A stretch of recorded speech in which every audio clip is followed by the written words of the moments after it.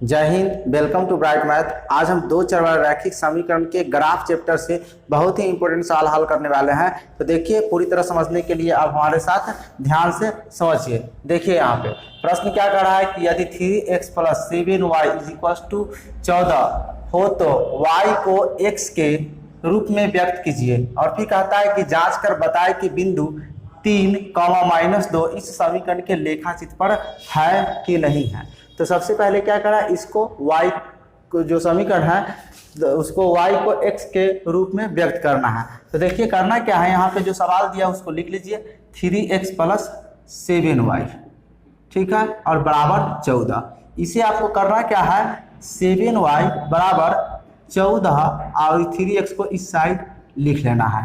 इस तरह से y बराबर 14 - 3x बटा 7 हो गया, यानी कि ये y बराबर इधर y वाला टर्म हो गया, इधर x वाला टर्म हो गया। इस रूप में ये व्यक्त हो गया। अब आपको जो कहता है कि जांच कर बताए कि ये 3, -2 जो है इस समीकरण का लेखाचित्र पर है या नहीं। तो देखिए इधर आपका हो गया लेफ्ट साइड, इधर हो गया आपका राइट साइड। इसको देखिए आप ध्यान से, ठीक है। इसको आप देखिए, इधर लेफ्ट साइड में आपका y है, देखिए यहाँ LHS साइड में आपका y है, और y का मान आपका कितना है, तो y ये हमारा जो होता है x है और ये y है। जब भी ब्रैकेट में दो संख्या दिया हो कॉमा लगा करके, तो ये जो होता है x का वैल्यू और ये वाला होता है y का वैल्यू, ठीक है। पहला x का, दूसरा y का। तो y हमारा कितना हो जाएगा, -2 है, ठीक है। y का वैल्यू -2, ठीक है। और इधर राइट साइड में जो दिया हुआ है, इधर देखिए, इधर मैं लिख रहा हूं RHS में दिया हुआ है 14 - 3x बटा 7। यहाँ पे आपको 14 - 3 गुने x का वैल्यू रख देना है, कितना, 3 अब बटा 7। यहाँ पे 14 घटाओ 3 9/7, 14 में से 9 घट जाएगा तो कितना बचेगा, 14 में से 9 घटेगा तो 5/, इधर ही लिख देता हूँ 5/7 बचेगा। अब RHS में 5/7 और LHS में -2 आया, यानी कि ये समीकरण बैलेंस नहीं है, यानी कि दोनों तरफ बराबर नहीं है। जब बराबर ही नहीं होगा, इसका कहने का मतलब ये हुआ कि ये जो वैल्यू दिया हुआ है ये समीकरण के लिए x और y का है ही नहीं, और जब है ही नहीं तो इसको लेखाचित्र पर हम दिखा ही नहीं सकते हैं। तो इसीलिए हम लिख सकते हैं कि LHS is not equal to RHS, यानी LHS बराबर RHS नहीं हुआ। और हमसे क्या पूछ रहा है, इस समीकरण के लेखा चित्र पर है कि नहीं है। तो हमारा जो आंसर हो जाएगा वो नहीं। क्यों नहीं, क्योंकि ये दोनों बराबर है ही नहीं। क्लियर, समझ में आया। चलिए सवाल नंबर 4 देखिए, बताए कि निम्नलिखित युगपत समीकरणों को प्रदर्शित करने वाली रेखाएं छेदक, समांतर या संपाती है। यानी कि यहाँ पे जो समीकरण युग्म दिया गया है उसके लिए कह रहा है कि इसका जो ग्राफ बनेगा उसमें जो रेखा होगा वो छेदक होगा या समांतर होगा या संपाती होगा। लेकिन यहाँ पे इसको ग्राफ हल नहीं करना है, केवल इस बिना ग्राफ हल किए ही बता देना है। तो इसके लिए हमें क्या करना होगा, सबसे पहले ABCDEF का वैल्यू लिख लेना पड़ेगा। तो देखिए ना, ये A है, ये B है और ये C, ये D और इसका Y का गुणांक E हो जाएगा और ये F हो जाएगा। उसके बाद हमें करना क्या है, सबसे पहले A/D का वैल्यू ज्ञात करना है। तो A/D कितना होगा, 6/2। तो इसको काटेंगे तो 3/3 हो जाएगा, 3 हो जाएगा कटने के बाद।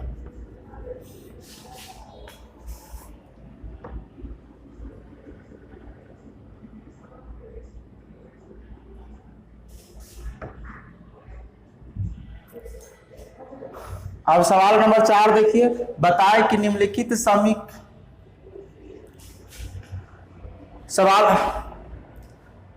नंबर 4 देखिए, बताए कि निम्नलिखित युगपत समीकरणों को प्रदर्शित करने वाली रेखाएं छेदक, समांतर या संपाती है। यानी कि यहाँ पे समीकरण युग्म जो दिया गया है इसको जब हम हल करेंगे, ग्राफ बनाएंगे, तब इसका जो रेखा होगा वो छेदक होगा या समांतर होगा या समपाती होगा, ये पूछ रहा है। लेकिन यहाँ पे हमें ग्राफ हल नहीं करना है, इस समीकरण के सहायता से ही बता देना है कि इसका जो ग्राफ बनेगा वो छेदक बनेगा या समांतर बनेगा या समपाती बनेगा। ठीक है, तो आइए देखते हैं। इसके लिए हमें करना क्या होगा, सबसे पहले ABCDEF का वैल्यू ज्ञात करना होगा। तो ये हो गया आपका A का वैल्यू, ये B का वैल्यू, ये C और ये D, और इसका जो Y का गुणांक होगा E, और ये F का वैल्यू। उसके बाद आपको करना क्या है, सबसे पहले A/D का वैल्यू ज्ञात करना है। तो A आपका 6 और D जो है से 2 कट जाएगा तो 3, A/D का वैल्यू कितना आ गया, 3 आ गया। फिर उसके बाद B/E का वैल्यू ज्ञात करना है। तो B आपका कितना है, -3, और E कितना है, इस Y का गुणांक यानी कि -1 हो जाएगा।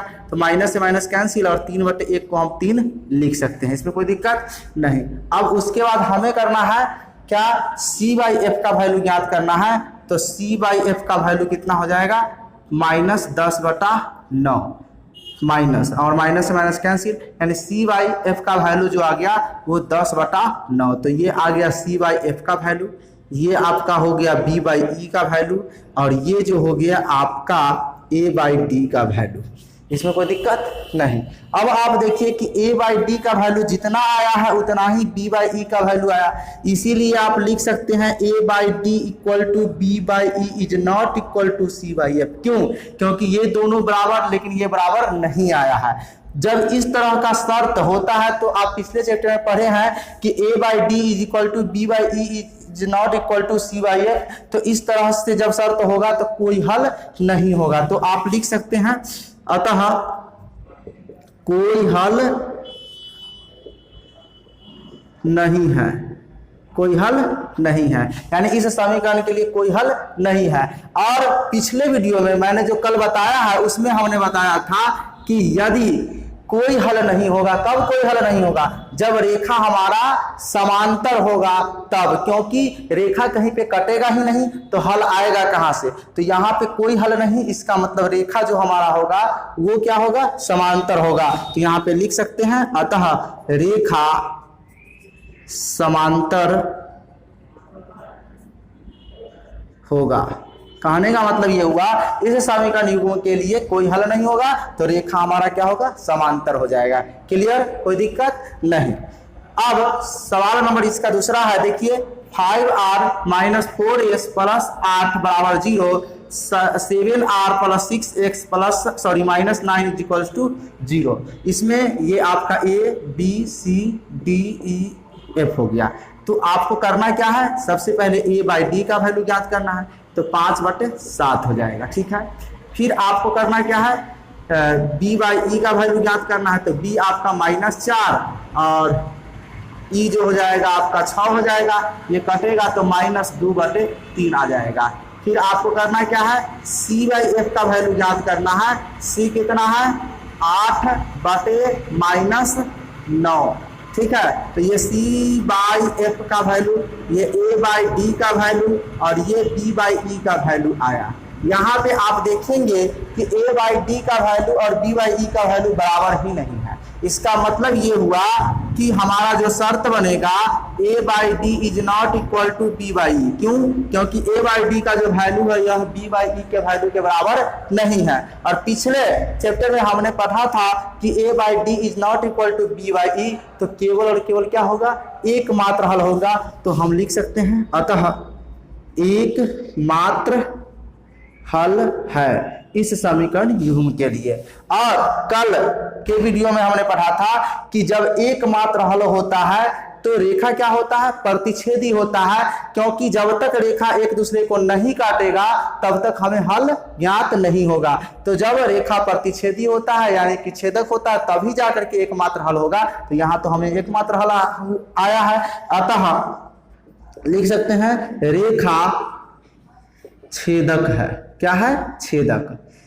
ठीक है, तो जब एकमात्र हल होगा तो रेखा हमारा छेदक बनेगा। ठीक है, फिर तीसरा प्रश्न है 9n + 3m + 12 = 0, फिर 18l + 6m + 24 = 0।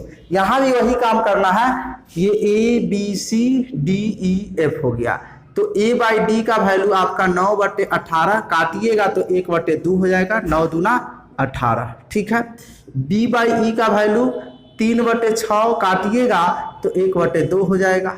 ठीक है, 3 दूना 6। फिर सी बाई एफ का वैल्यू 12/24, इसको भी काटिएगा तो 2 बार कट जाएगा, यानी कि 1/2 हो जाएगा।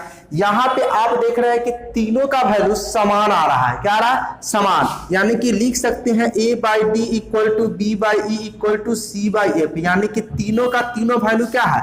समान है।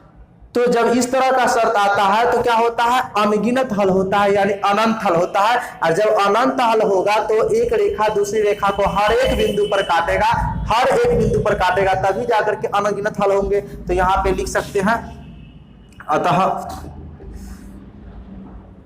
अनंत हल है, इस समीकरण युग्म का अनंत हल है। और जब अनंत हल है तो रेखा, अतः रेखा समपाती है। रेखा कैसा है? समपाती है।